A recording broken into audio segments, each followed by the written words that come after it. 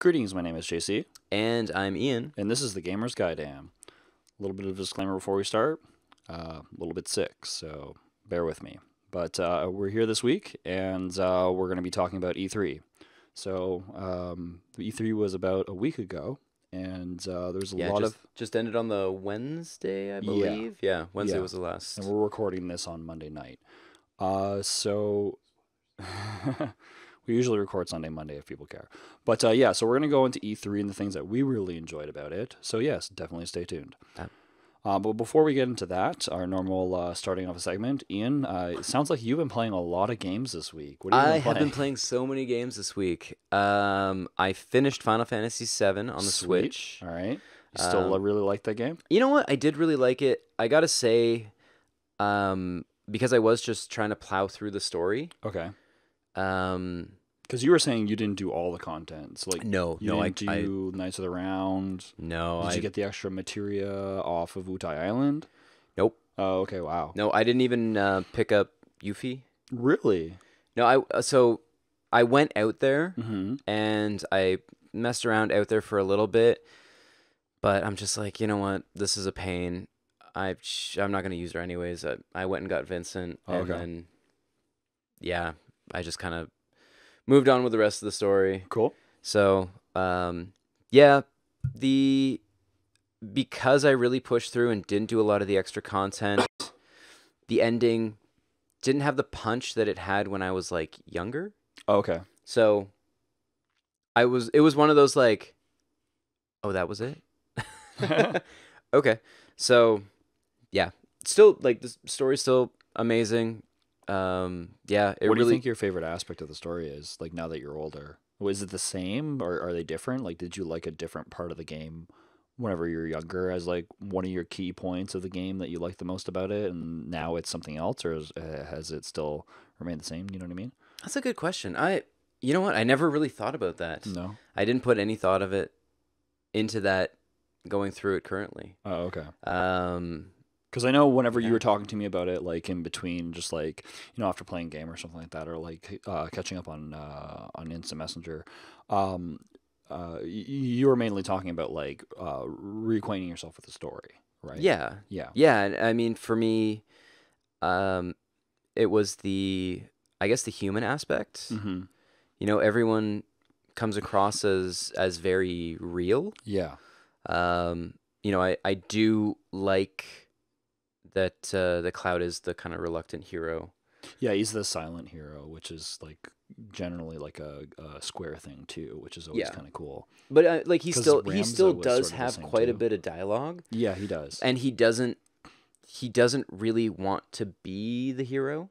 That's very true, because at the very beginning of the game, he's very much like, whatever, dude, like, I just want to get paid. Yeah, just give me money Yeah. and I'll go.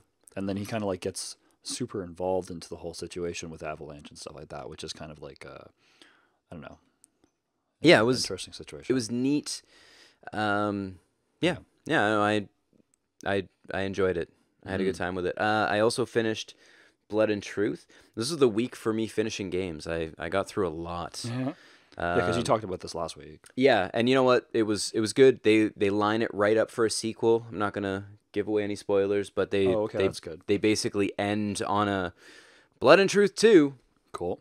So I mean, hopefully this does well enough that they actually make Blood and Truth 2. Right. But yeah, I mean, it's been getting pretty good reviews from what I've seen. Yeah, I've seen And pretty good reviews about it too, and I'm actually thinking about picking it up as well, maybe in the next coming month or something. Yeah, I mean, yeah, no, definitely. It's really good. It's worth the price of admission. Mm-hmm. You know, it's a solid, I want to say 5 to 6 hours. Okay. And at $40, you can probably get it a little bit. Yeah, and especially cheaper for a VR online. title, I find like Resident Evil was longer and like longer than 5 hours. Yeah. But and there was a lot of VR, and like I felt that was kind of like I really enjoyed it, but I found for some people it might be way too long to experience in VR. Yeah. Which maybe people just need to get used to it. But a lot of games tend to kind of be in the 3 to 6 hour time frame, which And seems to be a nice sweet spot for Yeah, me. that to me that seems kind of perfect. Yeah. Like time-wise to Because like be even in. Moss was in that time frame too, and it was kind of like if it was longer, it would just kind of be more of the same. So Yeah. But yeah, it's good. It's worth checking out. And for anybody who watched the episode last week, I played and finished Astrobot. Oh really? Yeah. Oh shit. It is not on the list. I didn't tell him about it until Mic just now. Okay, cool. Yeah. And It's real good. yeah, I was going to play that this week. I was like, okay, I better fucking play Astrobot since Ian mentioned it last week. I feel But bad because he's sick. Yeah, I've been so busy with like work and some other things like around like life and stuff like that, and then I got sick over the weekend. So and then like new campaign as well. So I was trying to like juggle all that stuff at the same time. But I knew as soon as I got home from chirping him about it, I'm like, you know what? I'm plugging this Getting in. this done. And you know, Cool. it was again probably 5-6 hours. Okay. I think I liked Trover better gameplay wise. Okay. Because this is very much just on rails. Right. Yeah, it seems like a very. I can't jump like, back. Okay. Whereas with Trover, I myself could move around as Right. well. I had the ability to move myself, whereas in this, you're moving the little Astrobot, and you're just kind of following him. Yeah, it And when you seemed like move very him up- classic platforming where you're always moving forward. Yeah, yeah. Which like from the videos, and I did watch somebody play it on a Let's Play channel for like maybe an hour or something like that. That was an hour you could have been... Yeah, I know, but this was before I actually got it, right? I think it was before the game actually came out or something. Okay. Yeah. But But anyway, it was really good. The highlight, hands down, are all the boss fights. cool. They're fantastic. Not to get too into it, but anybody who knows me knows I'm a huge fan of sharks, and there is a shark boss fight Awesome. that is very reminiscent of Jaws, Oh, okay. and I had a really good time with that. Cool. So, yeah, Astrobot, worth checking out. Surprise, JC. Yeah, surprise. Maybe you should finish it. I will finish it. I promise. It will be the or next. at least try it. It will be the next VR game that I play. Fair. Yeah. Keep them honest, people. Yeah. I also played a bit of SteamWorld Heist since I finished Final Fantasy VII. I didn't have anything else on my Switch to play, so Okay. I loaded that up. I picked it up when they had all of the SteamWorld stuff on sale a few weeks ago. Right. And it's a really, really decent tactical shooter. And still that whole like SteamWorld aesthetic with the robots and everything. Yeah. It's adorable. For anybody who's in the know, there is a steampunk robot band called Steam Powered Giraffe, and they are in it Awesome. to some degree. I've run into the Spine at a bar, and I've heard their music playing in a different bar. So, yeah, it's kind of a neat little touch to kind of throw that in there. And just because, why not? I played a lot of video games this week. Played about an hour of Anthem. It's All right. Cool. Yeah, well, for anybody who's paying attention, Sony had a big sale on over the last week. Right. Over the course of E3, probably trying to overshadow it. Though I think they did the same thing last year. It's a Summer of Play event. Yeah. I think that's a yearly thing. But during that, Anthem was available for like $30 for the regular edition, and one of the local game stores picked up a bunch of their sales as well. And they had the Legion of Dawn edition for $40. The edition I got for $120. And I paid $40 for it. And you know what? I'm gonna say now, cards on the table. I have only played an hour of it. It is a pretty decent $40 game. Yeah.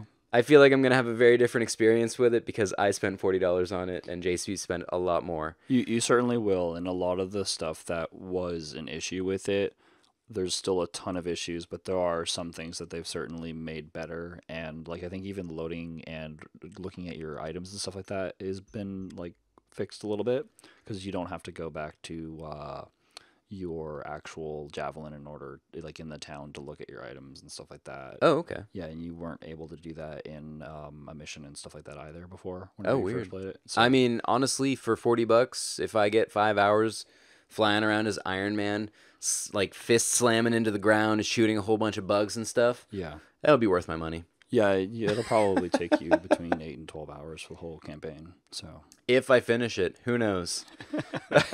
I might just be happy with a couple hours flying around, hero pose into the ground, and then just shoot a bunch of bugs. Yep. I'd be happy. But despite being sick, did you get a chance to play anything this week, JC? I didn't get too much of a chance to play that many video games because, like I said, new D&D campaign started, so I was working on that, busy with work and busy with life. But I did buy the Analogue Mega Sg and got that in the mail. Oh. And I played that quite a bit over the weekend. And now, what is the Analogue Mega Sg for those that aren't in the know? Yeah, good question. I went over in the first episode where I said it was one of the things that I was really hyped about for this year. But what it is an FPGA solution for the Sega Genesis. And what that is there's software emulators and hardware emulators where the hardware actually emulates the hardware instead of software trying to emulate the hardware. That's really high sky level explanation of what it is. If you want more of a detailed explanation, you're going to have to Google it. But this is more Send all your direct messages to JC. I mean, sure. Every single one. I can do an episode on it if you really want me to. But let me know. But yeah, so FPGA solutions are a lot more accurate and they're kind of better. But yeah, and they tend to be more expensive though. So that's kind of the downside of them. Well, because you're paying for actual hardware as opposed to... Yeah, versus like just a Raspberry Pi with some software on it, basically, yeah. Which is basically what a Retron is, but Retrons are notorious for not emulating correctly. And I have to say, this device cost $150-ish US or something, and doesn't come with a controller, and extra controller's money. But yeah, it's expensive is basically what I'm getting at, but holy crap, is it worth it? Yeah. I would say that if you're a generic like passive fan where you just want to play the games, get the Sega Genesis collection because you probably don't really care. But if you want like some sort of like very accurate hardware emulation of the original, because I have all the original hardware for a lot of my stuff and proper upscalers and stuff like that, and this takes a lot of the hassle of it. And I've always had issues with Sega Genesis emulation with the sound and it having extra slowdown because it's just not processing it correctly. Yeah. And this is hands down the best that I've ever seen. The version that I got was software version 2.9, and they're on 4.5. And I just got some SD cards because I have to format an SD card in order to get the firmware updated, and the one that I have now, I'm missing one of them, so I just bought another one because it's really cheap. The one I have is in my Switch, and I didn't really want to have to reinstall all my games after updating the software. Yeah, that's fair. Yeah. So I'm gonna update to the newest version, which addresses some of the problems that I have. Because I played through Sonic 1, and I played Gunstar Heroes. I plugged in a couple other games like Golden Axe and stuff like that as well. To end some other games that have really good sound, like Lightning Force and Gauntlet, and it played it really, really great. And the sound was like on par with what I expect, and what I expect is basically the first gen hardware synthesizer chip. So there's a first gen, a second gen, and the original model, and then there's the Model 2, and all of them kind of sound a little bit different. Some people think it's a little bit nuanced, but I can definitely tell the difference between the original model and the second model if I do side-by-side comparison, and it's just something that I'm into. So yeah, it's a great emulator. I highly recommend it. From what I've played, I played through, like I said, Sonic the Hedgehog. I did notice a little bit of slowdown on the last level, but I do remember there being slowdown, so I don't know if it's just faulty memory, just not remembering it. Because, like, I'll be honest, the last time I beat Sonic the Hedgehog was years ago. Yeah. Probably like 6 or something like that, like the original one, like on the original hardware. And I just don't remember how much slowdown there was in that level. But I do remember there being slowdown in the level. But there were some instances on it where like sound just kind of stopped, and I do know sometimes the like games just have those type of glitches and stuff like that. But it happened in levels that I was familiar with, like the marble Marble Zone and Spring Zones, where the sound just kind of stopped because it was inserting a sound effect and the background music completely stopped. Oh, weird. And then it would play the music again from the beginning. And I don't know if it was the FPGA or if it was the actual game itself. But the new version of the firmware basically has, I think in 4.2 or 4.3 patch notes, they say something about fixing some audio fixes. And I do know they're still releasing firmware updates for the Super Nintendo one, which came out like a year or two ago. So like they back up their products, right? Like if they find a bug for the original Nintendo one, like they're gonna release a firmware update for it. Like they back their products, and a lot of people are happy with them. And if they release another one, then that I'm interested in, then I will definitely get it, because I'm a really big fan of FPGA solutions. The one thing that I'm kind of like bummed out about is that this came out in March, and I waited specifically because they said that this year they're going to be releasing a Game Gear adapter, because basically the Sega Genesis is completely reverse compatible with the Sega Master System. And the Sega Master System and the Game Gear are basically the same thing, except for a little bit of small differences. And a high-level explanation here. But that's why a lot of the Game Gear games were ported over in Brazil and in Europe well after like the North American life of the Master System over to the Master System from the Game Gear. And you have a lot of games like Jurassic Park is a good example. I even think there's a Mortal Kombat. The Sonic the Hedgehog games for the Game Gear are actually ported over to the Master System. And they're identical ports because they're basically the same system. The ability of the Mega SG actually has capability of playing Game Gear games, but you need an adapter to be able to plug in the cartridges. Now, you did get an adapter with it for the Master System. Or Master System. Yeah, and I haven't tested that out, but I'm definitely going to. I only played it for a few hours on Friday and a few hours on Sunday. But yeah, so it did come with the Master System. But whenever this new adapter comes out, I was waiting to try and see if I could get both of them at the same time, just save on shipping, basically. Yeah. But it hasn't come out, and I'm like, whatever, I'm going to get it now.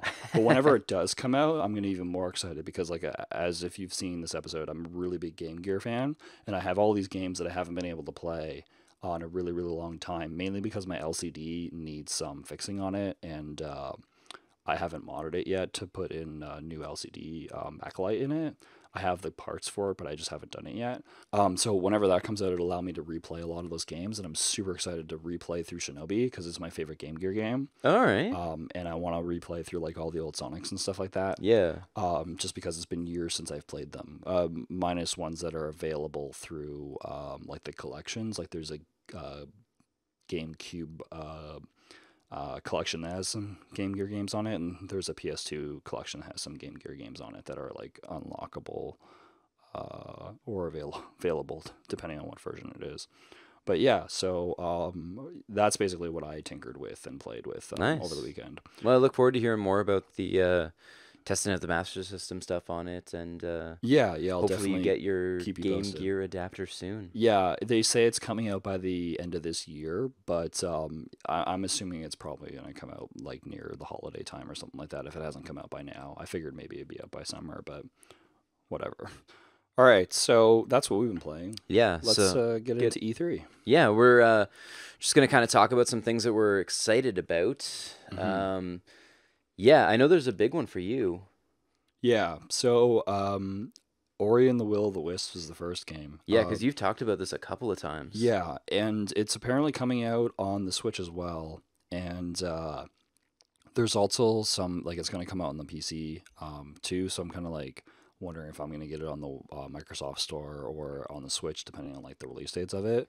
But it's coming out in February, so that's going to be really cool. Which seems really odd because, like, I played a demo for it last year. Yeah. Like last summer. Mm-hmm. And just, it's still... Yeah, it was at the last E3 too, I think. Yeah. Or at least at the last, like, 2 PAXs ago, I think. Like, it's... I'm surprised that it's not coming this year. Yeah. But... Yeah, so it did show a lot of, like, boss battles in the new footage. And I watched a little bit of the gameplay as well to try and get a little bit like more information. The skills that they showed in them, some of them looked new, some of them looked the same, which is a good thing. And there was a lot of like interesting bosses. It looks like basically they had interesting boss fights in the first one. Like the one of my most memorable ones is the one where it's the spider in the waterfall, and you had to basically like go up and then hit it, and then like work your way back up and down and stuff like that. Okay. But yeah, it looks like they basically took like some of the good mechanics in the game and decided like, okay, we're gonna do a little bit more epic boss battles, from what I can kind of tell. And there's a few like 3 or 4 different bosses that they showed. Or maybe there's mini bosses I don't really know, but regardless, it kind of got me hyped because I'm like, if they work more specifically on the boss battles and they have just as good of platforming as the first game, this game's going to be great because they don't need to improve upon the formula too much. They just kind of need to make it new and fresh, and I think that will give it the new and fresh appeal of it. Yeah, I'll continue going. Yeah, man. So the other game that I'm super ecstatic about. Like, holy crap. I mean, I'm pretty pumped for this one too, I'm not gonna lie. Yeah. So I'm a huge fan of the original Phantasy Star Online. I played it on the Dreamcast. I played it on the GameCube, and a couple years ago, I actually brought a bunch of my friends together, and we did some live streams of playing through episode 1 and episode 2 of. I don't think we ever completed episode 2 on camera, but yeah, we would live stream a bunch of our showings of it, and like constantly try and level up and beat it on higher difficulties and stuff like that. Huge fan of Phantasy Star Online. And I was so disappointed whenever Sega basically said, "Now we're not going to release this in North America." And you had to go through all these hoops and stuff like that, and translation patches, and it didn't really translate everything, and it just wasn't the full experience. Definitely playable, but I want the full experience, so I just kind of like steered away from it. Yeah. And I actually kind of forgot about the game. And then all of a sudden I was watching through a bunch of the E3 footage, and then they showed that it's finally Phantasy Star Online 2 is finally now coming over to North America. Like, holy crap. Like, it's been years since this game's come out. It's a little older, but still, I love the game series, and the game looks fun. So, and like Phantasy Star Universe? Yeah. Which came out on the 360? Yep, 360 PS2. That was a ton of fun. Mm-hmm. Like, I had a really good time with that. Yeah, and I'm certain, like, my group of friends who I've played this game with are also going to be getting it. So, like, I'm going to be getting it and playing through the game with my friends. Yeah. So, like, if it's groups of 4, groups of 6, or whatever, like, we'll just fill up as many people as we can with my group of friends who can play it, and we'll have a great time with it. I like, it doesn't have to be the best game ever. I just... really good fun. Yeah. To be able to play with your friends. No, it'll be a really good time. Yeah. So I'm really excited about that. But moving on, what did you think of Ghostwire Tokyo? It has me really interested because Yeah, it looks like it has cool theme and imagery. I'm a little bit disappointed because I will say this, I should have started with this. Yeah. The one thing that we're both disappointed with, you probably seen a lot of, and maybe you have this feeling yourself, is there was a lot of basically trailers for the games, but no gameplay. No. And it's interesting because before, a long time ago, that was fine. And now a lot of times it's like, they're video games, guys. Like, show us some gameplay. And you know what? I agree with that sentiment of what people have been expressing. And this is one of the games where it's like, I know they made The Evil Within. I know what kind of game they're probably going for, but I still would have liked to see a little bit of gameplay, even if it was like little snippets of like alpha footage. Yeah, like just a hint of kind of what the gameplay is going to be like, because you have no idea. Yeah. Like, it's like you said, the theme and like the setting and the visuals look really, really cool. Mm-hmm. It sounds like it's going to be a cool concept, but how it's executed is going to be what determines whether it's actually fun to play or not. Yeah. And that's like, yeah, it was, I mean, Bethesda's whole, like, their whole conference, like their whole showing was really like a little weak. Mm-hmm. They had some real strong things like right at the end, but it wasn't, again, they spent a lot of time on they spent too much time on stuff that I guess we don't really care about. Right. I feel like we don't need a 15-minute discussion about stuff that they're doing to try to fix Fallout 76. I really wanted to see more of what they were going to do with something like this. Yeah. Which also kind of makes me think that this is not coming anytime soon. Yeah, it's probably like one of the sentiments that I got from E3 this year was that there's a lot of really great stuff coming out in 2020. There's a few great things coming out in 2019. There's a lot of good ideas. Yeah. That people are working on. Yeah. That are going to release in 2020. But coming back full circle, Ghostwire Tokyo. I really like the Evil Within series. Yeah. Like, I'm a fan of Resident Evil. If you've never played Evil Within and you've played Resident Evil, then this is the game series for you. Like, it is very, very similar. Yeah. It has a lot of the same notes that it hits, and it's just a really great series. And knowing that it's by the same people, I have kind of an expectation. I'm like, okay, I'm definitely interested. So whenever more information comes out about this, I'm definitely going to be tuning in. Yeah, and we'll probably get a little bit more as it gets closer to release. I'm certain, like, in a lot of the tech shows and over the holiday season and early in 2020, we'll probably start to get a lot of more information about these games that have no gameplay footage. Yeah. Which is kind of a little bit of a bummer because, like, E3 used to be a little bit bigger and stuff like that, but it seems to be coming down a little bit. Yeah. But I mean, it is what it is. But yeah, I'm gonna get the game probably. I mean, but yeah, also like, while still talking about Bethesda, Doom Eternal. Yeah, I saw the footage for this, and I really like the new Doom series.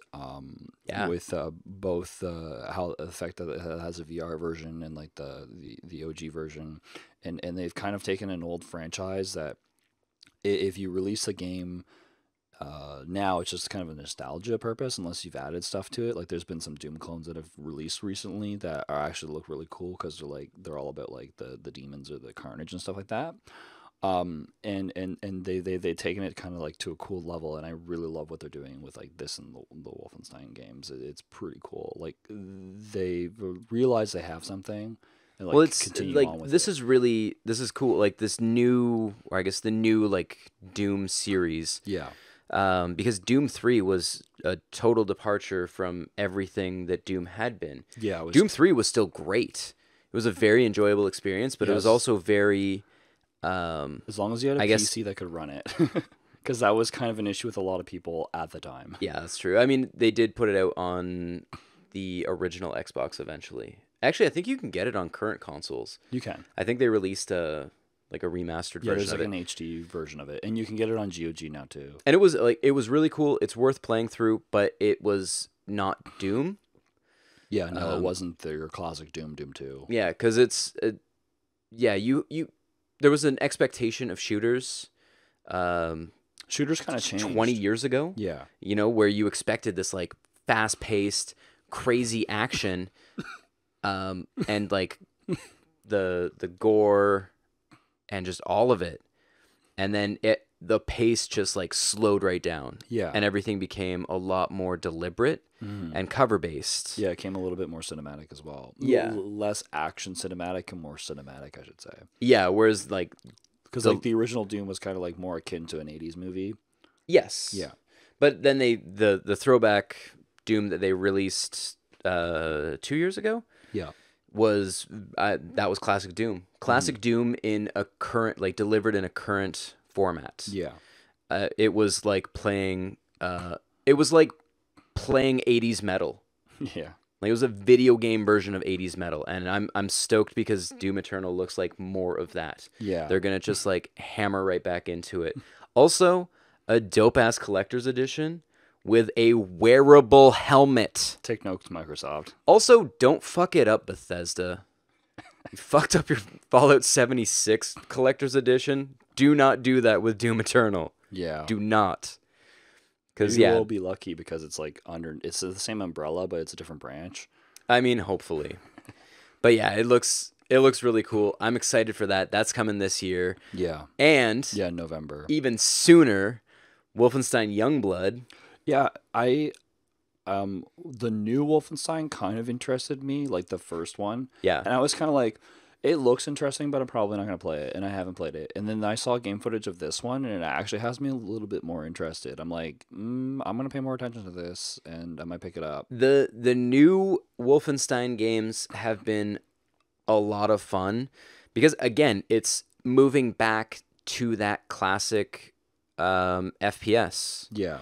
It's that frenetic action. Yeah, it has one purpose and it knows what it's doing. Yeah, you're there to shoot the hell out of people. And I mean, Doom, great, shooting the hell out of demons, that's fun. But you know what never gets old? Shooting the hell out of Nazis.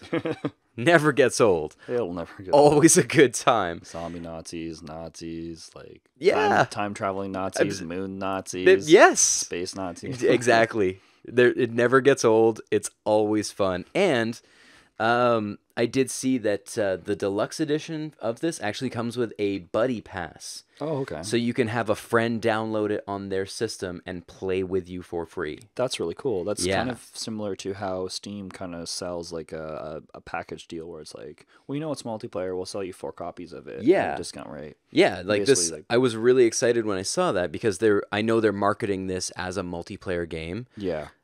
Is it so I didn't look into this too much, but is it multiplayer, like campaign multiplayer? It's co-op.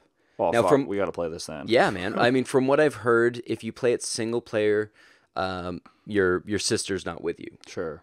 But yeah, I feel like suddenly became like 100 times more interested in this game then. If it's like a campaign that's multiplayer, plus I'm totally in it. a super like retro wave trailer with Carpenter Brute playing. All the neons, oh man, yeah. It's funny, even like sort of off track, but like just before E3, Paradox released a trailer about all their games that are coming out like this year or that have come out recently, and they did like a neon wave thing too. Retro wave is the 80s is the new thing. Yeah, 80s is the new thing. And it's yeah, totally 80s. Awesome. It's gonna be great, and this is coming July 26th. I am so pumped. Yeah, so pumped for this. We'll have to give you our chat and review about that game then. Absolutely. Yeah, absolutely. And then there's one more Bethesda title that I got kind of pumped about was Deathloop. Yeah, that was a really interesting trailer. Again, cinematic trailer, so no gameplay. But the themes look cool. It's from the same team that did the Dishonored series, and the Dishonored games were pretty good. Like I had no issues with them. They weren't like, I don't know, they weren't my favorite, but they were passable. Yeah, they were very passable games, and they were decent. So I'm curious to see what they're gonna do. With this, yeah, I don't have a ton to say about it, but I'm just interested to see what kind of comes of it. Cool. But cool. Yeah. Moving on from Bethesda. So the next game that I wanted to go over was actually a game that went over in E3, but I actually saw it as a trailer while I was watching E3 stuff. Yeah, I saw this before. E3, and it's Focus Home Interactive's game called Greedfall. I had no idea this was coming. It totally hit me from left field, and it looks really, really interesting. It does. The visuals looked kind of last gen. I'm not gonna lie. Like, yeah, and that's not a huge selling feature for me. Like, it doesn't have to be the most beautiful thing. But I will say this though, which was kind of weird. I watched it with Jen. Mm-hmm. And she was like, "Oh, that looks really pretty." And then it played a little bit more, and I'm like, "This kind of looks last gen." Yeah, like this is like last. Well, last gen still does look good. It does. It does. And like it doesn't look like PS3 or anything, but a little bit. All right. Agree to disagree. Yeah, this was just a story trailer, but it was a video where, you know how sometimes you're watching an ad and it just like it catches your attention and it's like, okay, I'm watching this 2-minute trailer. Yeah. And then that's exactly what it did to me. And I'm like, oh, cool. And it comes out in September, so I'm probably going to wait until I see a little bit more information about it, like see some people play it. I feel like that the trailer was like in-engine. Yeah. At the very least, it was an in-engine trailer. Like it wasn't... Yeah, for sure. It wasn't fully like cinematic. Mm-hmm. But Yeah, it looks kind of cool. And the concept seems neat. It's kind of like colonialism / fantasism, where they have some aspects of like the Spanish coming in and like Maztec mysticism and stuff like that. Yeah. And it looks like there's actually like it could be perception, I don't know, but it looks like there's actually like beasts and stuff like that, and perhaps like lore gods and things like that. It did look kind of witchery. Yeah, very good point. Yeah. It had that kind of vibe to it. To me. Yeah, and some of the aesthetic also kind of reminded me of Hellblade a little bit. Just kind of like just some of the aesthetic, just with the creatures that they showed. Yeah. And the Hellblade aesthetic with that. So it with all that mixed together, you don't really see a lot of games in that area of the world, which is kind of neat. Like there's the Tomb Raider game, the latest one, which took place in kind of the Central America, and this is sort of the same area, I guess, but yeah, it seems really interesting. So I'm definitely I might wait for this game, but I'm definitely keeping my eyes on it. Yeah, and this next one is probably the most exciting thing about the whole entire conference, in my opinion. Oh my god, this is the Final Fantasy fucking 7 remake. Yeah. So I remember in Final Fantasy for the PS3, the remake then, and people were like, "Oh, you're remaking the game?" And they're like, "Oh yeah, sure, we're remaking the game." It's been forever, and then we got the then it was in 2015 where we got the actual like a trailer of like the intro, like more of the intro scene and some other stuff, and it's like, here's the remake, and it kind of looked a little shitty. Well, what was kind of cool was we got a trailer like a month or 2 months ago when they did the State of Play. Yeah. And then this was a different trailer. Yeah. This was great. And like as someone who was currently playing through Final Fantasy VII, I was like, this is fantastic. Yeah. It's like shot for shot. It looks great. It has so many memory points of the original game. Yeah. Like, it's like, oh shit, I remember that. That looks, oh, that's what it's like now. It just takes all these moments and it just kind of like twists it a little bit, modernizes it, and blends new mechanics with old mechanics, at least from what I can tell from the gameplay trailers. Yeah. That it kind of like takes a nice happy medium in between them, which is going to make everybody happy, and it modernizes it for you. It's going to be fantastic. Yeah. The one thing that I am a little worried about, though, I'm certain the game is going to be great, and I'm going to get it launch day. I'm going to pre-order it. Like, I'm a huge Final Fantasy VII fan. But the one thing that I'm a little worried about is they literally have no roadmap, and they've admitted this for future games. They're kind of like just working on it, and the dude is notorious for working on games forever. Yeah. And like we've got Kingdom Hearts 3, which is but we got it. We finally got it. We did get it. I don't care what you say. It does exist. I've shown it to you. I know, and I've seen it. But yeah, it's like, you know, this will come out whenever Kingdom Hearts 3 comes, or if Kingdom Hearts 3 ever comes out. So it's gonna happen, but it's gonna take forever. Yeah, but I do understand your concerns, because I do feel like what we are gonna get for episode 1 is probably going to take us to the point where we leave Midgar. Yeah, I'm sure the end scene is going to be like the motorbike scene, and then like you jump over the wall or whatever, and spoilers, but and then there's going to be like the end area, and it's going to be okay, let's go, right? And or like Final Fantasy 7, and they'll probably extend that to be, I don't know, it usually takes like 3 to 4 hours to do Midgar. They'll probably extend that to like, I'm assuming 20-ish hours. I don't think they'll extend it to that long, because they have said that they're going to release this episodically. They've said that, but they have no plan for it. Yeah, and that's what I'm worried about. My expectation when I get it is that I'm going to get that first. They'll probably stretch it out to maybe 6 hours, 7 hours. That honestly, that's what I'm expecting for that first episode. It has 2 Blu-rays worth of content, and it's just Midgar. They've had to have added a bunch of stuff. That can't all be like uncompressed images. There's no way. I mean, we'll see. We'll see what we get. Yeah, but, for sure. Well, I guess it's coming out 2020. Yeah. So we'll see. But like, I'm certain we'll get this episode. I'm a little hesitant to believe whether or not we will get episode 2 in a timely manner, and that's only because they've said they have no roadmap. They've admitted that none of the assets are really reusable because like you never really go back to Midgar until the end of the game. Yeah. And even then, like it's different areas. Only parts of Shinra Tower are reused. You never really go back to the sectors or anything like that. No. You go back to the church kind of a couple times, but like it gets collapsed on. So like I guess they never really reuse a lot of the areas, and they've admitted that that's a problem.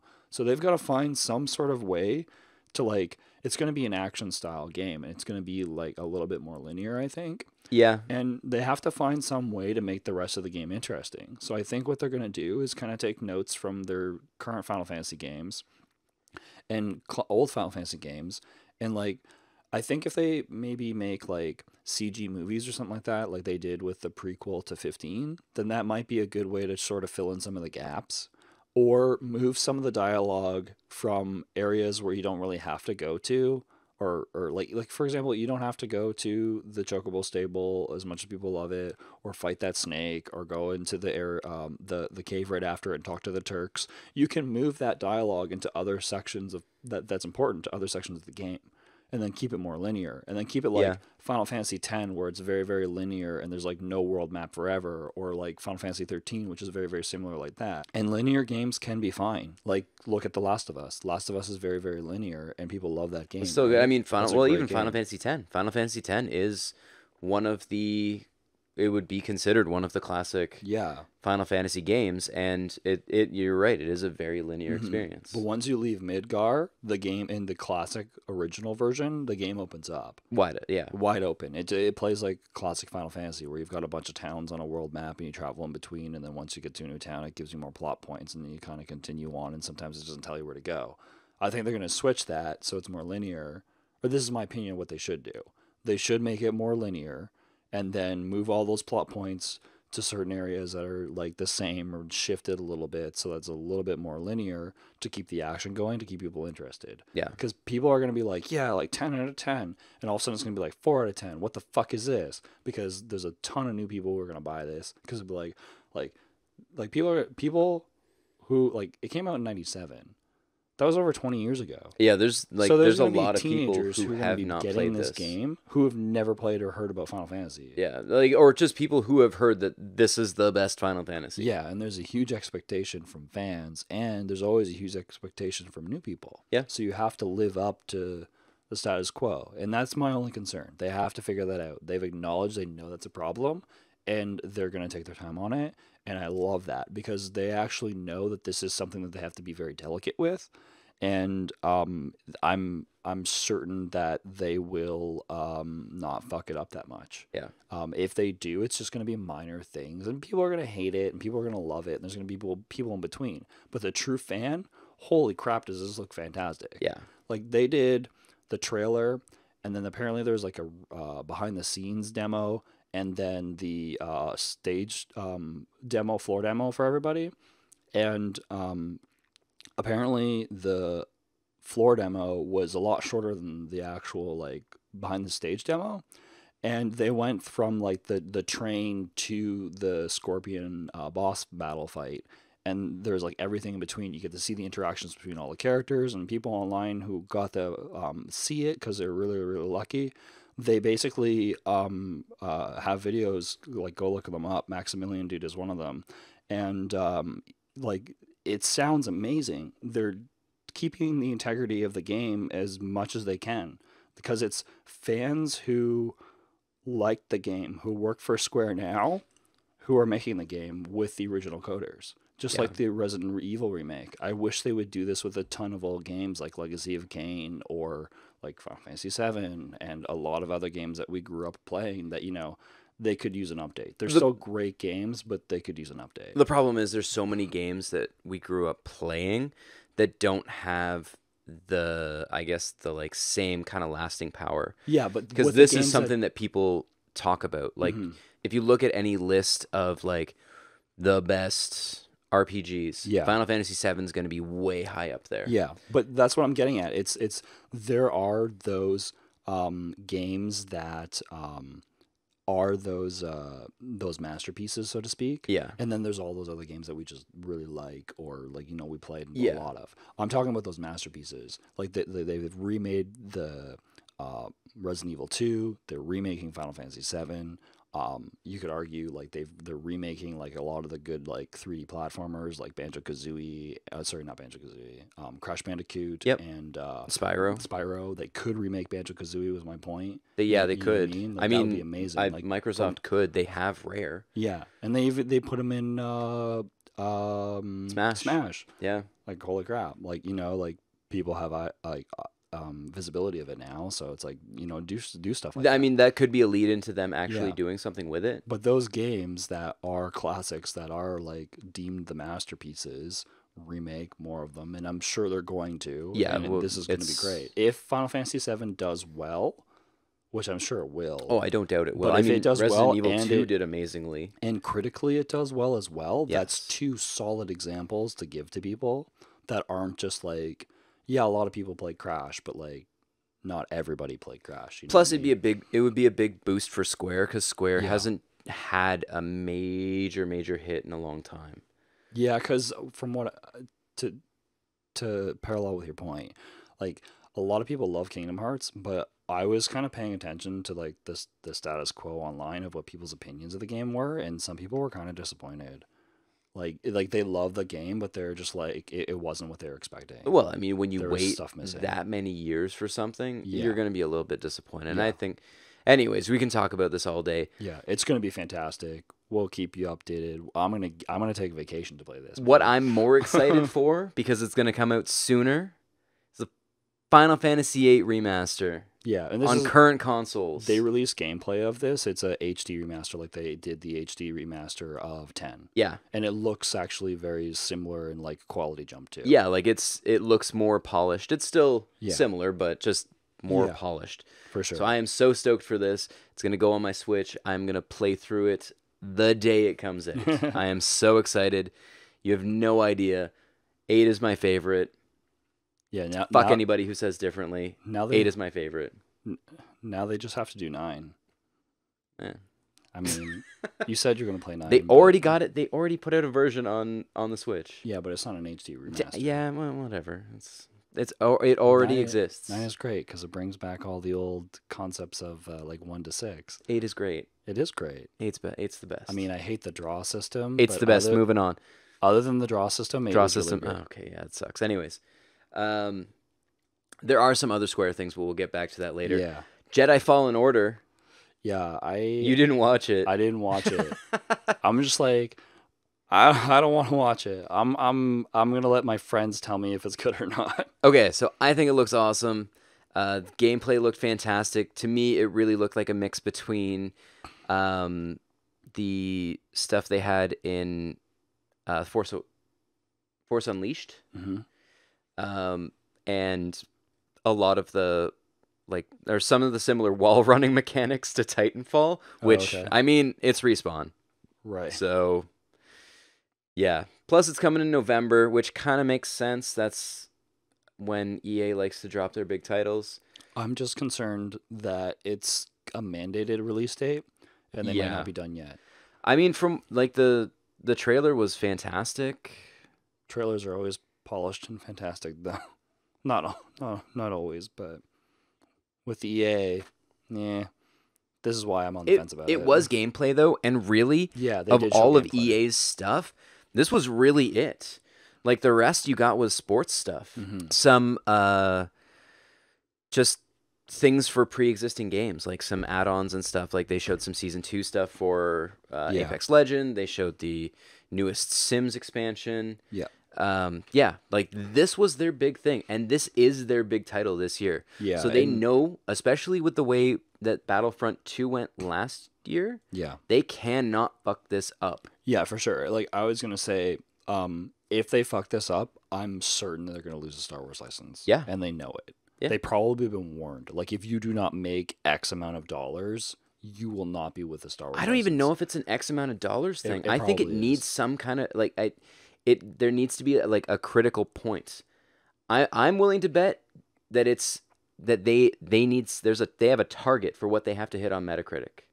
And that is not uncommon. Actually, it's known that EA's employees get bonuses if they get, I think, an 85 or higher. Yeah. So yeah, there's going to be that. It's going to be, you need to sell a certain number of copies. Yeah. You're going to need to sell a certain amount of like money through like DLC or monetization or something, right? Like if it's in there, they might have said it's not. But I think I would be surprised. DLC, yes, they might have like a season pass or some extra content coming down the road, but I don't expect there to be like this to be as monetized as a lot of their other stuff. No, but I'm just, like, there might be like some costumes or something, like costume packs. Yeah, maybe. Like oh, look like Luke or something like that. It's like, okay, here's $5. But it does look really cool. I am really excited. Yeah. Respawn has not let me down. I haven't played Apex Legends. For Respawn's sake, I definitely hope that so they don't get BioWared. Yeah, so they don't get EA'd. Well, yeah. I mean, like, we can go all the way back to like Westwood Studios and Maxis. Like, that's true. Yeah, everyone's kind of yeah. There's the pit. Yep. Speaking of pits, Ubisoft actually had some stuff that looked really cool. Oh, really? I mean, yeah. I'm gonna be honest. I fast forward through a lot of it. Continue.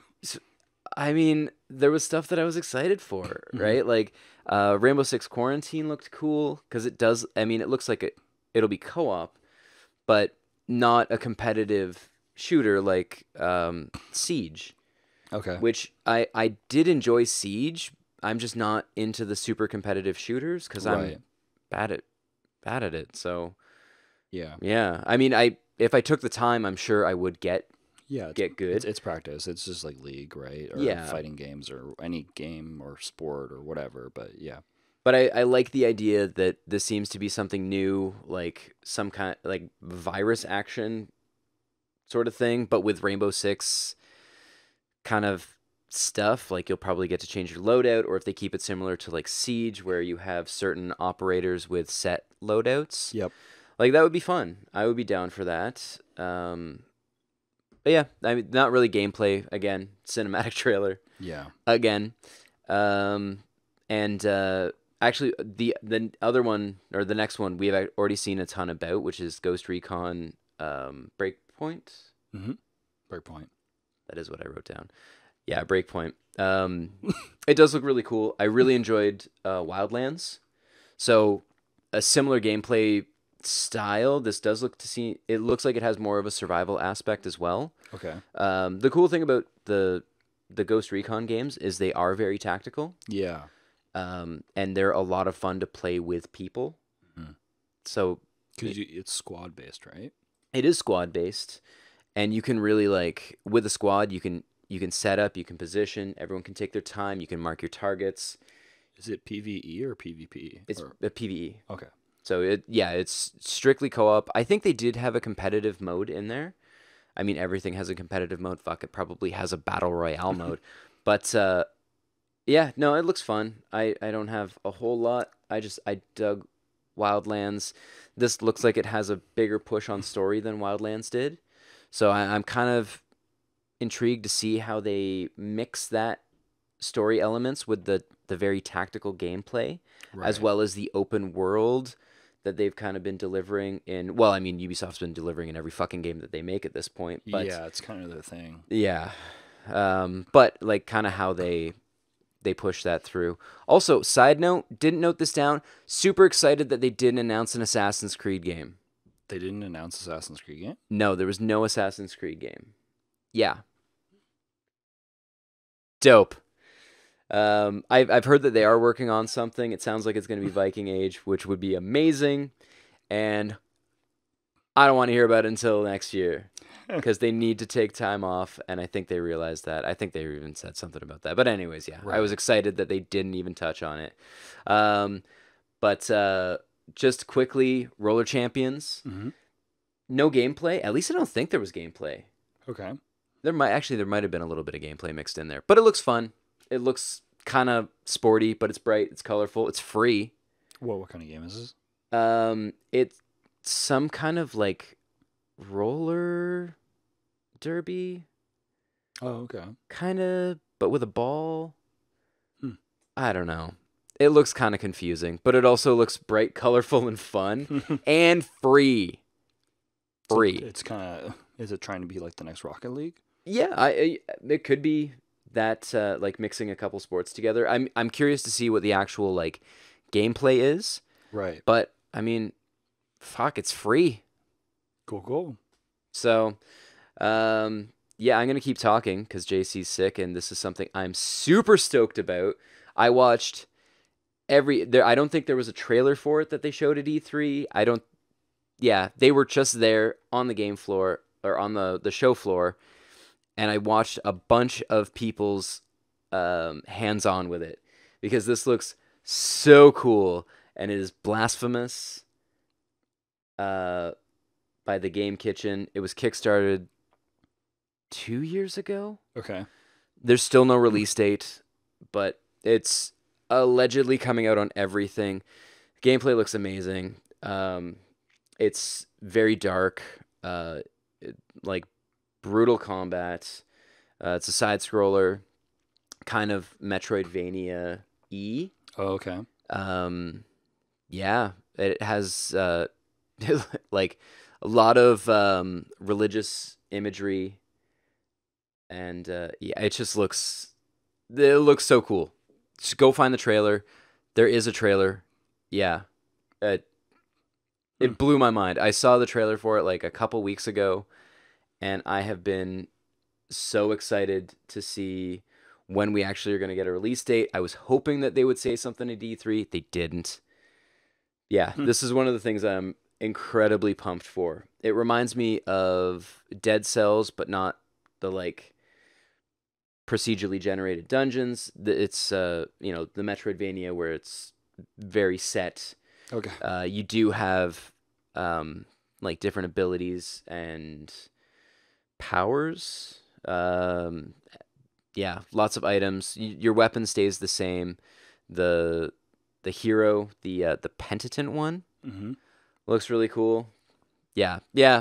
Find the video where he kills the first boss, which is like immediately, like first thing, boss fight, kills the boss. Yeah, it is the most metal thing you will ever watch. It is so cool. Look it up. It's dope. Anyways, yeah, that sounds really interesting. I'll have to check it out. I'm so excited for. I'm gonna watch that. I am so pumped for this. I'm definitely gonna watch that. Cool. Yeah, no fucking release date. I'm sure we'll get one soon. Yeah, eventually, or they'll just release they'll pull a Nintendo and be like, oh, it's available today. It's like half of Nintendo's games. By the way, it's available now. Thanks, Nintendo. I love that though. That's an awesome brand new remaster of shit. Can't even remember what game it was. Oh, the Zelda game? No, the remaster of the Last Remnant. Which nobody asked for, and they're like, "Oh, you can download it now." It's like, cool. Yeah, I was like, "Wait, thanks." I own that. I forgot about it. Yeah, I don't think I ever played that. I think I played it, but not very long. I mean, you could get a remastered version of it as early as last week. Yeah, I know. As well as the Mana Collection, which is kind of cool. Yeah, I put that on my list. Oh, I apologize. Shit. It's fine. But available now. All right, so continuing on, some games that I was excited about was during the Square Enix conference, there was a lot of games that I was actually quite happy to see and a little bit upset. One of the things that was kind of both was actually Life is Strange 2, because as I talked about last episode of the episode before, the cliffhanger in episode 3, damn it, I really want to play episode 4 now. I was hoping that an episode 4 trailer would be released in E3, because it's coming out in August, if I recall correctly, episode 4. So, it's not that far from now. So yeah. I figured, okay, it's enough time. Give it a trailer. It won't matter. But they didn't. But what they did do actually was really, really neat. And I was like, oh, wow, this is cool. and I really respected the company for doing this. Don't Nod specifically. What they did was they took compilations of reactions of YouTubers playing Life is Strange 2, episodes 1, 2, and 3, and I guess Captain Spirit, and they showed clips of the reactions of the Let's Players from the Twitch and YouTube community. That's kind of cool. And I thought that was really, really cool. Because it's like them giving back to the YouTubers, or the YouTubers give back to the company, right? It's a full circle circumstance. Yeah, because they showed a lot of like high profile personalities, and some of them which I don't think are as high profile as well.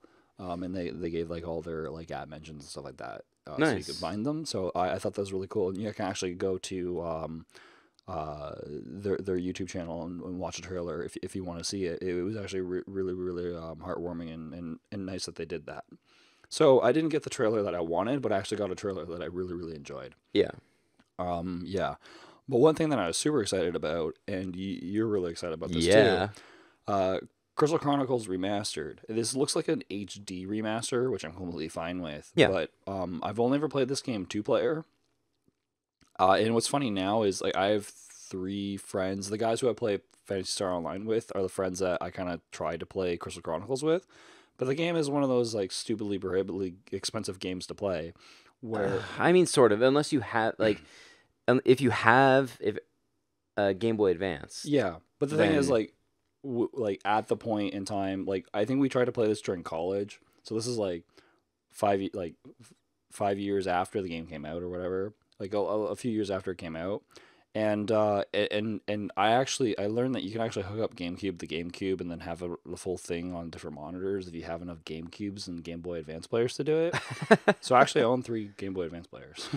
Okay. So if that was prohibitively, no, I own 2. I need a 3rd. Anyway, to play with 3 people on actual 3 TVs. So, like, that's like, stupid expensive to do. It's like the most expensive setup that you could ever do. And I don't even know why I wanted to do it. But anyway, because there's a few games that you can do, play multiplayer, like the Gunstar Heroes, this game, and a couple other games, like Four Swords. But there's a Four Swords complete. Anyway, the point is you don't have to spend all that fucking money anymore, JC. You can just get this remastered version and play it on the Switch. So I just need one of my friends to buy a Switch, and he told me he was on the fence about it. Anyway, this is why you're getting a Switch. Okay? Yeah, buy a Switch. So I don't know. Buy a Switch. Well, wait until the new one comes out and then get that. Buy a Switch. Yeah, right now. Yeah, we'll be able to play it. I think because it's PS4, as you mentioned. Yeah. And we looked it up. Apparently, it's on Android and iOS. Yeah. And what everybody's gonna buy it on, which is a Switch. But so I'm imagining it's probably local single player and then multiplayer online. But like with the Switch version, I'm sure that you could just like sync the games up via like 4 switches. Yeah, kind of like in Diablo. Yeah, exactly. So if that's the case, that would be amazing. I'm really excited because a few years ago I did start playing this again with my friend Nigel and superfan Rachel.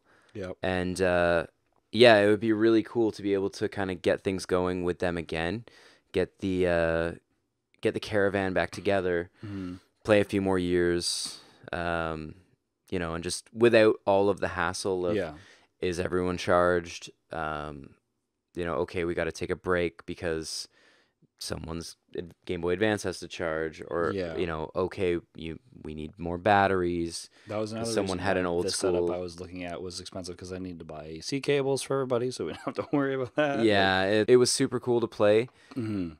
But yeah, I'm really excited to be able to play this in a new format. Yeah, and they said it's this winter, so I'm assuming it's going to come out in early 2020. Like, yeah, it's it probably could be, gonna or great. it could be Christmas. I mean, who knows? Or it hopefully. could be like Last Remnant and a week ago. Yeah, but that's true. They don't release things people ask for. Yeah. Yeah. And so the other game that they gave information about was Romancing Saga 3, and I found this really interesting because I remember playing a fan translation emulation of this a long time ago. Yeah, it's an old ass game. Yeah, it's a Super Nintendo game. So, and there's like a pack of all the romance games too, and so I thought that was really cool because it comes with the 3 originals, and I think it's already available, so I should probably pick that up. I just haven't turned on my Switch in a few days. But anyway, Get on it, JC. I'll Finish go. Astrobot. Yeah, one one thing at a time. Everything at once. So yeah, I'm excited about specifically Romancing Saga 3 within all the romance games that they announced, and I'm kind of interested because it's going to be an official translation. So Yeah. it'll be interesting to play through that game again because it's been years since I've even thought about that game. The one disappointment that I had with Square Enix was the Avengers. I think everybody kind of has the same sentiment. We're expecting gameplay. Well, I don't know when this game's coming out, but they talked a lot about it, and it was all like fluffy concept. I like fast forward through a lot of this section because like I watched the Square one after the fact because I was at work while this is happening, so I watched it while I was eating, and yeah, it's like they showed a trailer. Which was just cinematic, basically. They talked about the gameplay. They told us what characters are in it and kind of like how the experience is going to be. But it's like, show me. Show me. We did get gameplay We did get a gameplay trailer of the Avengers though. It's called Ultimate Alliance 3. It's coming out on the Switch. Yep. And it's going to be fantastic. It's going to Yeah. have a ton of characters. Tried and true formula, but whatever. That's okay. And now that you mentioned it, like those games are great. So Yeah, man. I'll probably pick that up. If I have friends who are playing it, I'll probably pick it up. So. Like, it's been 2 E3s now of we're doing something for the Avengers. Yeah, exactly. Like by the time this comes out, like as far as within the like pop culture zeitgeist, no one's gonna give a fuck about the Avengers. Yeah. It's gonna be the like Yeah, people who Endgame. like the Avengers forever. They're gonna be like, oh, cool, but you're not gonna have the like the mainstream draw anymore by the time they finally release this in like 2073. Yeah, I think this game should be releasing with like to coincide with Endgame, and it's not happening because Endgame already happened. So Yeah, like, I mean, or even at the very least, line it up with the DVD release. that's a good point. Right? Like, because that's gonna kick it back into into the mainstream for a little while. Because you're probably gonna see it drop on Netflix. Yeah, as well as on like all other like through like digital streaming services like it'll be on Disney's iTunes platform. and Google Play. It'll be on Disney's platform eventually, but I think it'll still probably show up on Netflix because of the way their contract is. Not that I know, but regardless, what I speculate. Anyways, that's what I would expect. We still didn't get a release date. Yeah, Nothing. So it's probably like 2021, 22, or 78 XX 2077. Yeah, like fuck. But I know there was a huge one that you were pretty excited about. Yeah. No, you were on the fence about, and then you were excited about. I was on the fence about it, and then I was super excited about it. So this game is Baldur's Gate 3. People who know me, I'm a very big Infinity Engine fan game, and any other isometric RPG that's kind of like in the spirit of Baldur's Gate, basically are straight up my alley. Personally, I think that they shouldn't use the Baldur's Gate name and just make another great Forgotten Realms game. Like Planescape Torment isn't Forgotten Realms, but like it's a great game on its own. Baldur's Gate's a great game on its own. Neverwinter's a great game on its own. Like they're all in the same world, right? They should just create another game. But the Baldur's Gate name has a lot of like weight behind it. It does. So I totally get why they're doing it. And I'm gonna be honest, the best studio possible is making this game. Lauren Studios, they're tried and tested. They made great games that are in lieu of in the spirit of Baldur's Gate, and apparently they actually came up with this idea. So, but before I start, they released a trailer, and that's whenever I was on the fence about it. I'm like, okay, this looks cool. I really like Mind Flayers. There's some sort of thing going on with the city of Mind Flayers and like Cthulhian aspect, which is kind of neat. It was really cool. Yeah, I liked seeing a dude turn into a mind flayer. Yeah. Get all tentacly and Yeah, it was dope. That process normally takes a lot longer than it does in the video, and they actually addressed that in the conference. No, it needs to be instant. Oh, if it was instant, my players would be so terrified of me. But anyway, so whenever they actually did a couple of panels during E3, which I watched, that's whenever I got more excited about it. So eventually they came up with the concept of the game after they completed Divinity Original Sin 1 in 2014, where they had actually had a conversation, and they asked them if they could have the Baldur's Gate license, and Wizard was a little bit unsure about it, because from what I understood, it kind of sounded like Wizards knew the way behind it, and it's like, okay, yeah, sure, you made a game and it was successful. It was kind of like in the spirit of Baldur's Gate. It's an isometric game. It plays kind of similarly. If you're a fan of one, you'll definitely be a fan of the other, in my opinion. And then, they made 2, and then in 2016, they had another conversation, and then the idea was presented actually to the board a few weeks later, and then finally they were in official talks.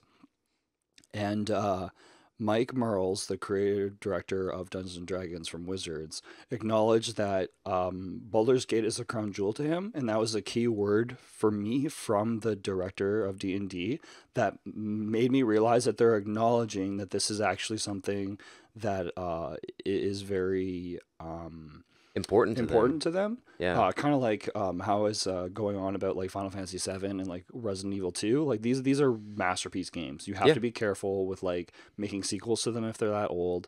Because the last game came out in like 2001 was Baldur's Gate 2.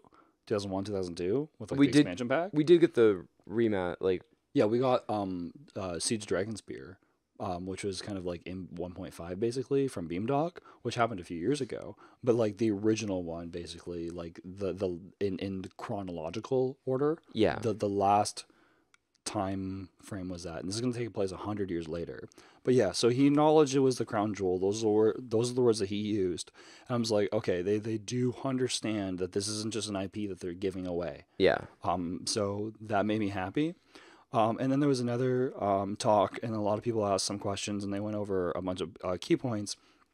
And what I got from it was basically it's a modded a version of 5e to work on the PC, which is kind of similar to second edition for Baldur's Gate, which was a modded second edition in the sense that it was a modded second edition with rule changes so that it worked better on the computer, because it's not a tabletop role-playing game. Yeah. It's being played on the computer. But you still get those kind of like RNG moments. Yeah, exactly. And it still plays like D&D. And with 5th edition being the new latest and greatest, it is pretty great. Yeah, and as a second edition fan, I went from second edition to third edition to second edition. Sure, I tried 4th. And then we're on 5th. Yeah. Right? Like I've been playing 5th for 2 years now, and we play tested it. We're on the fence about it. More modules came out, and we're like, okay, let's play all these modules in 5th edition. Side tangent aside about my D&D life. Yeah, so it's going to be a modded 5th edition, which is going to be really, really cool, because I think that the rule set is a really good rule set, and that it'll play to that type of game very well, because it is similar to 2nd edition, and it's similar to modern style Dungeons and Dragons. So yeah, that's going to be a really big point. And also they said that the new module that's coming out in September is actually for like the D&D module. It's actually going to be a prequel to Baldur's Gate 3. Oh, wow. And that actually made me super excited. So I'm currently campaigning the Tome of Horrors in my main campaign group. And I started a second one, which is Ghost of Saltmarsh. But we're almost done the Tome of Annihilation. And I can definitely finish it during the summer. So my plan is to kind of extend that to September and then take maybe a 2-week, 2-session break, so that I can prep for the new content.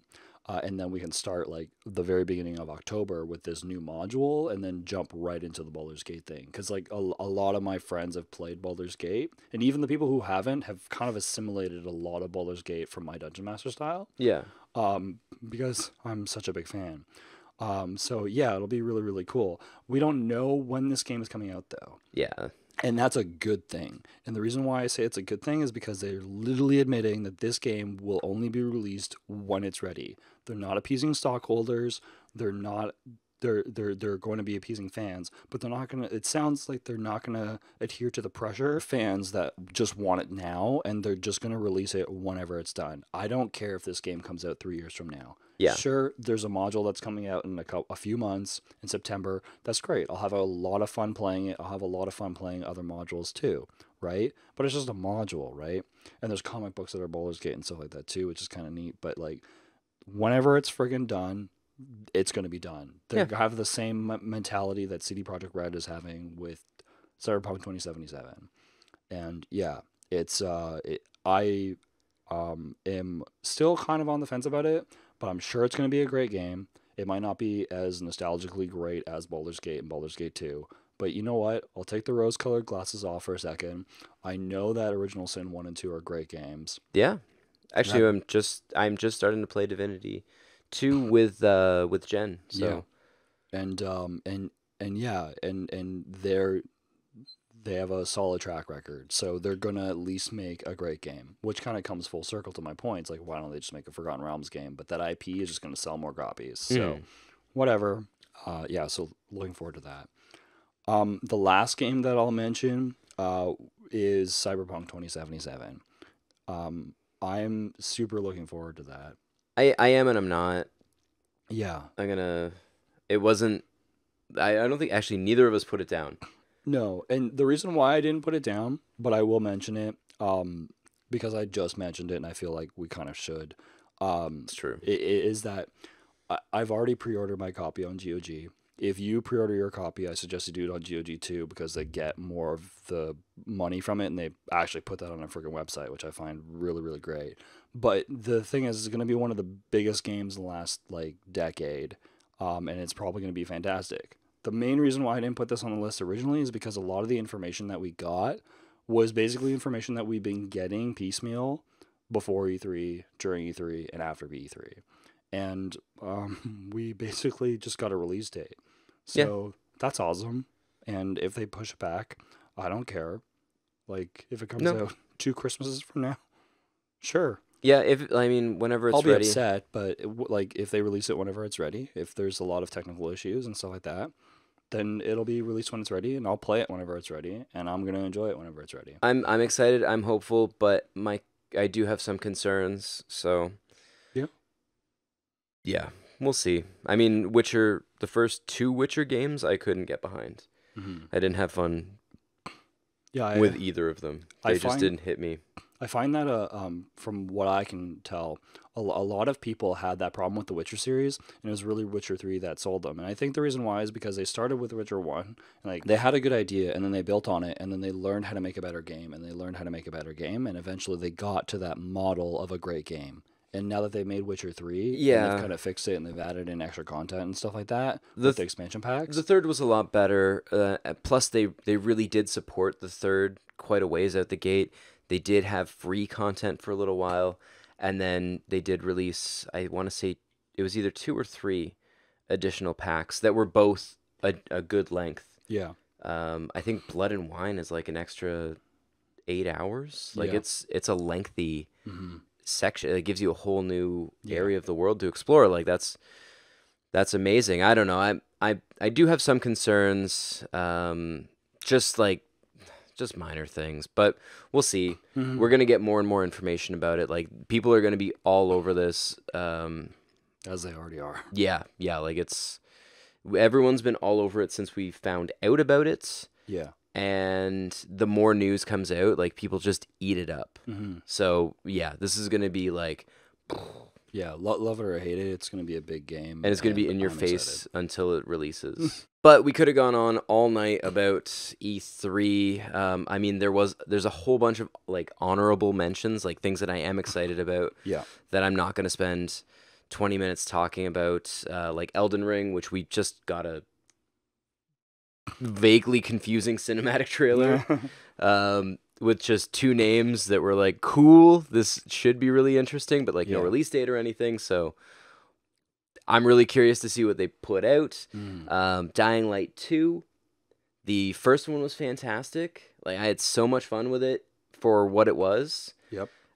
So I'm stoked to see more. I mean, I played most of Dying Light 1 multiplayer, and yeah, there's very few things that can give you a similar experience.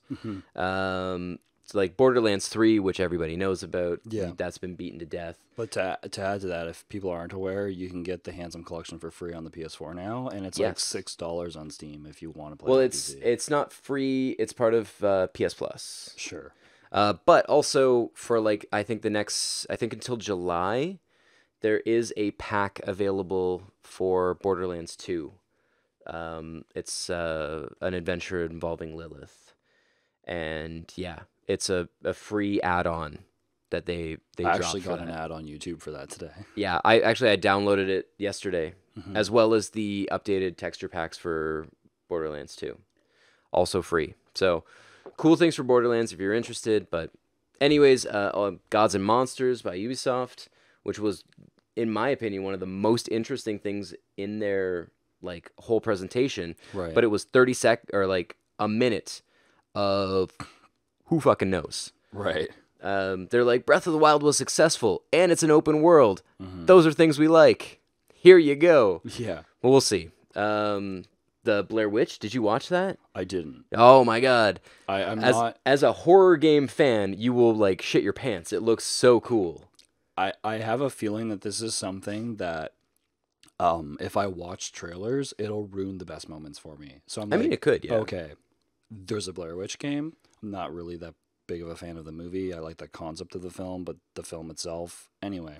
But the game, the game looks super cool. This is one of the games where I'm like, okay, thank you.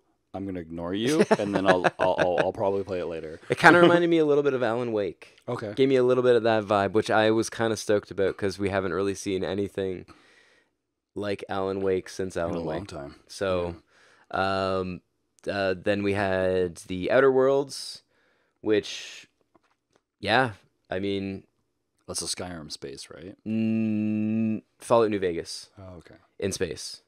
Okay.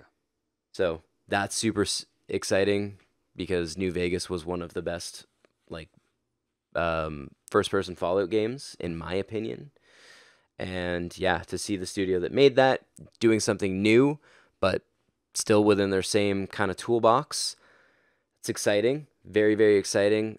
We also got a North American release date for Persona 5 Royal, which I still haven't finished Persona 5. I'm really close, but I think I'm going to wait now so I can play that one instead. I did the same thing with Persona 3 when they put out the FES. Yeah, anyways, Psychonauts 2.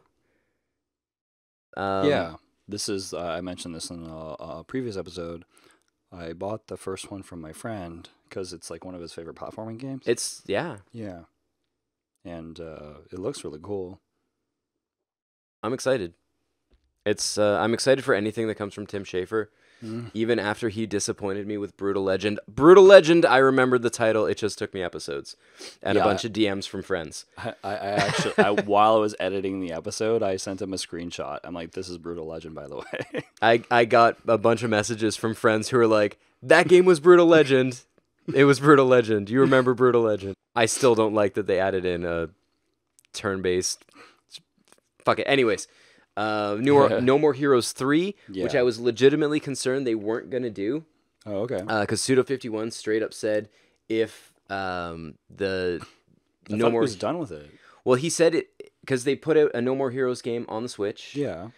That didn't do very well, and like it didn't sell very well, and critically it did quite poorly. Yeah. Because it was like a top-down, like beat 'em up. Right. Which was not kind of what was expected. Yeah. From No More Heroes. Like, it was more like Gauntlet. And, he said if it didn't do well, he wasn't going to make a No More Heroes 3. I don't know. Maybe he lied. Whatever. Who cares? Give him money. No More Heroes 3. That's exciting. The boss battles are ridiculous. And that's what you're signing up for. So that will be super fun. Contra, Rogue Core. Yeah. A fucking panda bear. That's literally all I have to say about that. JC has more. Yeah, I actually have more. I played quite a bit of the Contra games. I'm a Contra fan. This game looks like both of the PlayStation 2 games mixed together in gameplay styles, where Shadowed Circle is kind of like a 2.5D original game, and Neo is kind of like the Legacy of War, but with better graphics. Third-person perspective. If you've played Contra, you know what I mean. Watch the trailer if you like it. Fucking panda bear. Yeah, there's really cool looking characters. Looks like there's some pretty cool items and weapons and stuff like that. And yeah, I'm sure it's going to be multiplayer because, you know, it's 2019, so... A fucking panda bear! Yes, you can play the panda bear. But yeah, so I'm looking forward to it because there hasn't been a Contra game in a few years. And it looks like they're taking gameplay elements out of a lot of the different Contras and throwing them into this one, which is a good idea because they take all the good pieces out of all the games and then throw it into one game. You know, you get a good game usually. So I have high hopes. And a fucking panda bear. And a fucking panda bear. Animal Crossing New Horizon? Yeah, I've never played Animal Crossing. Blasphemy. So, well... Yeah, maybe the DS version, like very briefly, but anyway, I know that people are super excited about this, and you have a funny theory about Animal Crossing and the new clip it that they showed at the end. Oh, I think you should tell. No. I for sure saw this somewhere. It totally made my day. It was one of the how do you make a room full of Nintendo fans okay with pushing back the release date of Animal Crossing? Yeah. Show them a trailer for Breath of the Wild 2. Or just tell them it's in development. Yeah. I mean, the trailer did look cool. I'm not going to lie. It did, yeah. And I find it super interesting with... I guess before we get into Breath of the Wild, is there anything you want to say about Animal Crossing, or just that you're excited about it? I mean, whatever. I'll continue finding ways to give... bells to Tom Nook, so yeah. He buys my fruit, I pay him for my rent, I guess. Yeah. Yeah, I don't know. I'll play it. I'll buy it. I'll play it. I'll make JC play it. All right, I'll try it. If you let me borrow it, I'll try it. All right, done. But the one thing I was gonna say about Breath of the Wild, I find it really interesting because it's a sequel, and they generally don't really do that. Asterisk, sometimes they do it all the time. Like, it's true, yeah. But like there's the direct sequel from Link to the Past with the Link Between Worlds, and then you can argue like the Wind Waker has like the DS games and stuff like that because they're kind of like direct sequels, sort of. But like it seems like this might be Phantom like Hourglass. Yeah, and Spirit Tracks. Spirit Tracks was also. Yeah, it was Toon Link. Okay. But anyway, they were like related but not related. But anyway, what was I gonna say? Yeah, so like I hope it's like a direct sequel, and that'd be really, really cool. Like it's actually like right after this happens. You know what I mean? Like, by the way, you didn't beat him. He's still alive. Yeah, and the one thing I'd be super excited. Lose all your powers and try again. Yeah. Well, one thing I'd be super excited about.